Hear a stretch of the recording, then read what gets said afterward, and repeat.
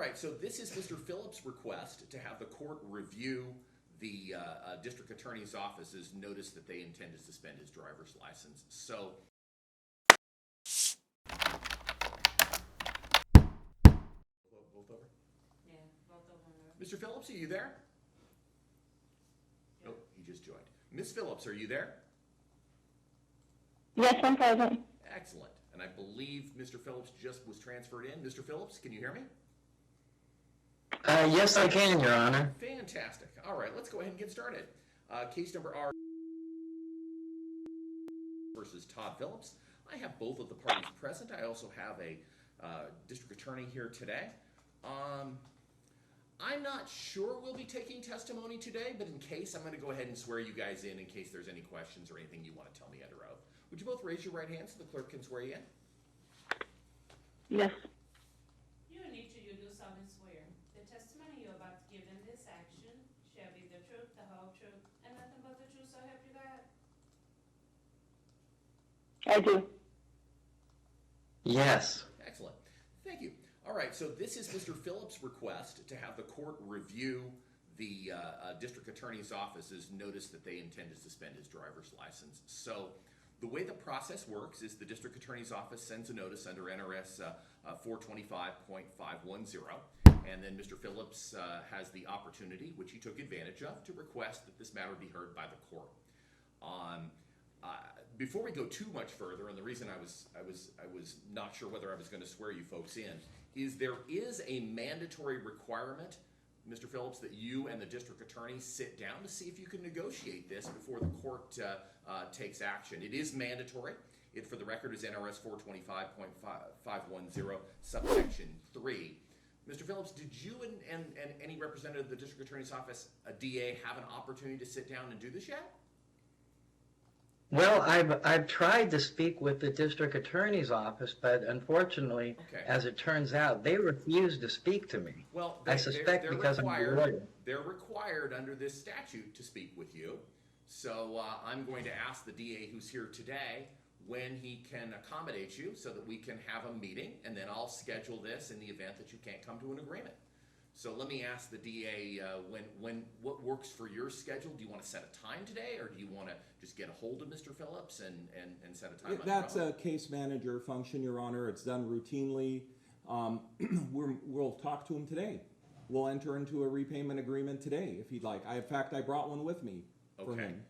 Fabulous. Is this something that, Mr. Phillips, is this something that you could have that meeting so that I can get this perhaps back on calendar within a week? Is that something that Well, would work for you?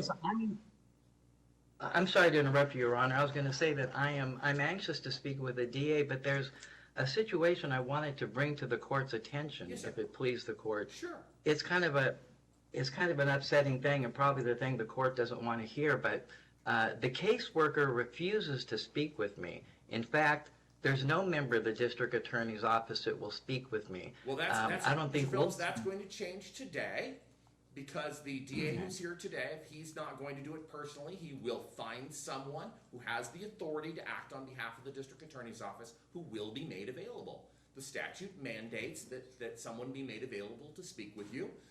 The DA who's here today indicates that he's already got some proposals for you, so I'm hoping that you and a representative of the district attorney's office can enter into some kind of a reasonable accommodation.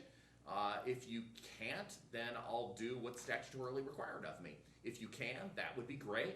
Again, I don't oversee the district attorney's office's personnel. I don't even know who your caseworker is. But again, there's a statute that requires them to do this, and I'm going to hold them to that. Well, thank you, Your Honor. May I request that I speak with the licensed attorney as opposed to a caseworker? So the statute says that it has to be a representative of the enforcing agency. I don't actually know what that means. I will tell you that in my glancing at this, I just assumed it was going to be one of the district attorneys themselves. But I don't necessarily think the statute mandates that. So it could, I guess, be your case manager. But you just indicated that you don't have a good relationship with your case manager. So what can I should probably put this on the record. Again, I know it's an uncomfortable, awkward thing to talk about, but I received a letter a couple months back from Bonnie Stewart, who claims that I threatened her. And because I supposedly threatened her, they refuse to talk to me. They won't take any emails. They won't take any phone calls. They don't even respond to public records requests because I supposedly threatened her. I think this is another Amber Heard situation. It's really uncomfortable for me, and I think that I should be able to talk to, somebody from the DA's office, or even Well, when sir, I wanted to. I agree with you. You should be able to talk to somebody from the DA's office. I am instructing the district attorney's office to make someone available to you who has the authority to enter into a repayment agreement, as the statute suggests. So I won't. Well, I don't thank have you. enough, I don't have the day-to-day. I don't have the authority to tell the district attorney's office what particular individual has to be made available. I don't believe I'm legally allowed to do that, but they have a requirement that they do this. The DA who's here today understands that requirement, and he will make someone available. If not himself, he will make someone available who has the authority to enter into an agreement with you.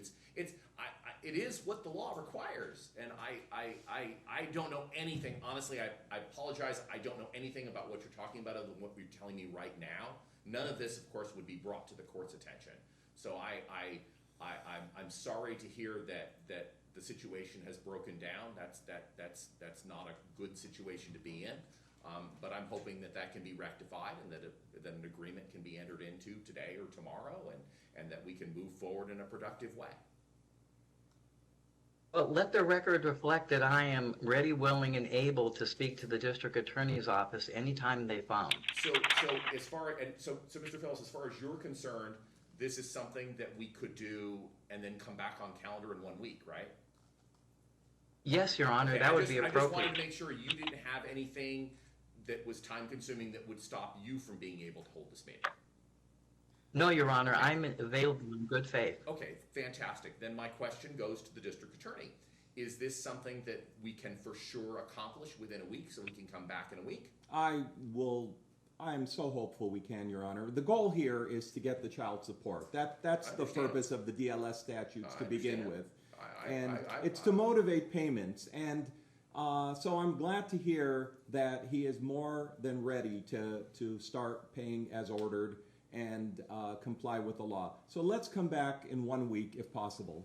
So I have a week from today at the exact same time, if that works for everyone. I'll mandate that the district That doesn't attorney's work office for- make someone available. And it sounds like, Ms. Phillips, I'm sorry, that doesn't work for me. Yes, ma'am. Please go ahead. That doesn't work for me. Okay, I'm so sorry to interrupt. next There's a little Thursday lag. morning doesn't work for you? It doesn't work, no. I can do the 25th. I could do 2 weeks from today. Does that work for you, ma'am? Mm. I also have a doctor appointment that day at 10 o'clock. Okay. Yeah. So I don't think there's any prejudice in pushing this out further, because the DA's office indicated in their response that until this matter is resolved with the court, they have no intention of suspending Mr. Phillips' driver's license. So pushing this out further doesn't, if that's what you want, Ms. Phillips, I'm perfectly okay with that. How about September 1st? September 1st is available. Mr. Phillips, does September 1st work for you?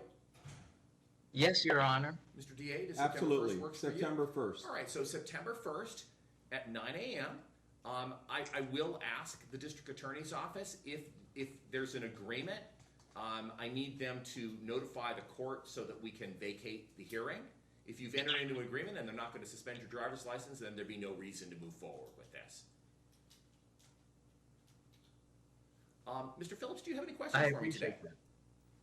Well, yeah, the only thing is, and I wanted to bring this up, and I hope this is a good time to bring it up, Sure. but Your Honor, respectfully, had signed an order to halt the driver's license suspension because I had made a motion to halt the suspension of the driver's license.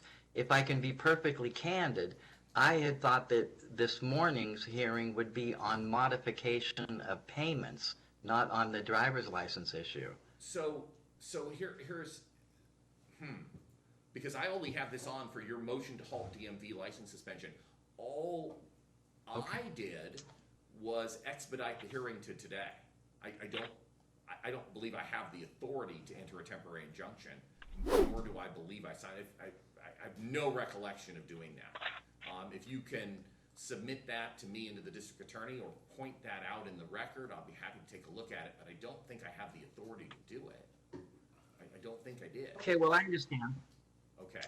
I'm fine with moving forward, I yes. do want to let you know, Mr. Phillips, that the Congress of the United States and then subsequently the legislature of the state of Nevada made license suspension primarily an administrative function, which means the oversight that the court has is pretty limited. If you would take a look at NRS 425.510 in your spare time between now and the time we come back, you'll see the limitations on what I can and can't do. In a perfect world where I had unlimited jurisdiction, I would sit down and try to come up with a fair plan for everyone that would ensure that some payments were being made every single month, but it would allow you to continue to have your driver's license so that you can continue to take jobs in California and continue to pay your child support. I'm not sure the statute allows me to micromanage that way. I think that what's going to be, if you look at the statute, my limitation is I'm going to be able to, I have to determine whether you meet the specific definitions, meaning are you in arrears? Are you in the arrears to the appropriate amount? Have you entered into a repayment plan or not? I believe that's all I'm really allowed to do, but I'm glad that we had the hearing today, because this gives you an opportunity to take a closer look at the statutes and see whether or not I have more jurisdiction. If I have more jurisdiction, then frankly, I'll try to make the best decision for everyone that takes into consideration everyone's needs. But the way I'm looking at it, and I reviewed all the statutes again today because I don't want to get this wrong, I think it's pretty limited as to what I can do. But in the event, again, I'm very hopeful that you will meet with the DA or someone today or tomorrow, and you'll come up with an agreement. If you don't, then do be prepared to talk with me that day about what you think my authority is, okay? Okay. It's just, I can just do a summary quick without getting into the argument. You don't need to do it today, because again, I'm hopeful this is going to be resolved. So fair enough. I appreciate that. Thank you. I don't want to necessarily get into it, but I do want to let you know ahead of time. I don't want to ambush anybody. I don't want to put you on the spot. This will give you like 3 weeks or so to take a look at this, and then you'll be able to. Again, you're an attorney. You have an advantage over most of our litigants. You can read these statutes and reasonably understand them in a way that might be more difficult for others. So we can, I think, have a very intelligent conversation when you come back about what this court can and can't do. Well, thank you very much, Your Honor. I do appreciate it. All right. Mr. Phillips, do you have any questions for me today before I go off the record? Just one thing I wanted to bring up. The information available to my office suggests that the opposing party has moved residents to a different location. It's also my understanding there's a statutory obligation to disclose that fact to me, and I'm wondering if I could prevail upon Your Honor to ask opposing party, what is her new address where my son resides? So within the context of a child support enforcement case, I don't have the ability to do that. That would be something that you would need to bring up within the context of your custody or your divorce case. So that's well, outside. I don't have a judge. It's a very limited court. The Title IV Section D severely limits this court's authority to do things. Your court of general jurisdiction, which I understand is in flux right now. I'm not sure who your judge is. I think it's presently Judge Ochoa, but I believe there is another pending hearing on that. I haven't been following that because it doesn't really affect me, but it affects me to the sense that I don't know who's the supervising judge right now. Well, that's the thing, is it appears that none of the judges want me. I don't know. Honestly, I didn't really delve in because this doesn't really affect the limited jurisdiction of this court. I'm here for a very limited purpose, but I do know that you have a general jurisdiction court that can handle those kind of issues. They're not really assigned to me. And I recognize that right now you may not have a judge that, until the final decision is made, and I guess you have a hearing coming up on that as to who your judge is. I'm not sure who you go to, and I appreciate that may make you feel like you're without remedy, and I don't mean to do that. Well, thank you, Your Honor. You're very polite and you've been very thorough in explaining, so thank you.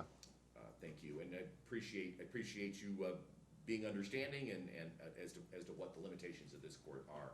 Ms. Phillips, I don't want to leave without seeing if you have any questions for me. Ma'am, is there anything that you have questions about?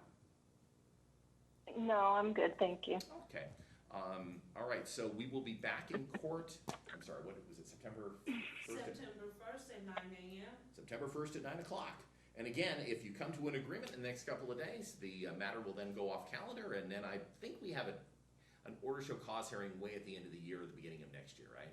Correct. January 9th, 2023. Okay. at So 9 a.m. if we resolve this, January 9th is our next court date. If we don't resolve this, then September 1st is our next court date. Thank you, Your Honor. All right. Thank you very much. Mr. Phillips, Ms. Phillips, thank you both very much. You both have a wonderful day. Thank you, sir. Thank you.